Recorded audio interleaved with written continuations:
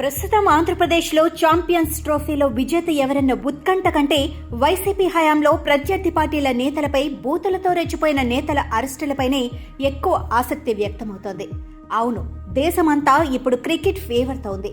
Champions ట్రోఫీలో team India వరుస విజయాలతో ఫైనల్స్ కు చేరుకుంది. ఫైనల్స్ లో న్యూజిలాండ్తో తలపడుతోంది.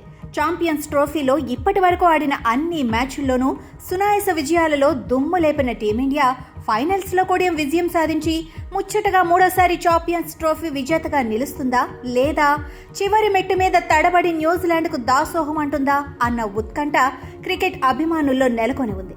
ముఖ్యంగా కింగ్ కోహ్లీ తన పూర్వ ఫామ్ను అందిపుచ్చుకొని చెలరేగి ఆడుతుండటంతో దేశంలో ఎక్కడ చూసినా క్రికెట్ చర్చ జరుగుతోంది. అయితే ఆంధ్రప్రదేశ్లో మాత్రం క్రికెట్ మేనియా పెద్దగా కనిపించడం లేదు. అక్కడ అందరి దృష్టి పోసాని తర్వాత ఎవరు?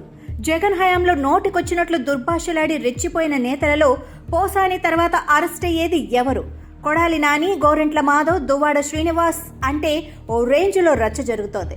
ఇప్పుడు రాష్ట్రంలో ఎక్కడ చూసినా హూ ఇస్ నెక్స్ట్ అన్న ఉత్కంఠే ఆసక్తి కనిపిస్తోంది. అయితే తర్వాత వంతు దువ్వాడ శ్రీనివాస్దే అన్న అభిప్రాయం బలంగా వ్యక్తమవుతోంది. ఇందుకు రాజకీయాలలో పరుష వ్యాఖ్యలకు దూరంగా ఉండే జనసేన నాయకుడు నాదెండ్ల మనోహర్ వ్యాఖ్యలను ఉదాహరణగా చెబుతున్నారు. నిజమే, జగన్ హయాంలో వైసీపీ నాయకులు బరితెగించారు. సభ్య సమాజం తలదించుకునేలా వ్యాఖ్యలు చేయటంలో ఆరుతేరిపోయారు. నరం లేని నాలుక కదా, ఏం మాట్లాడినా చెల్లిపోతుందన్నట్లుగా నోటికి హద్దు పద్దు లేకుండా బూతల పంచాంగం విప్పి మరీ తెలుగుదేశం జనసేన అగ్రనాయకులపై తిట్ల దండకంతో రెచ్చిపోయారు.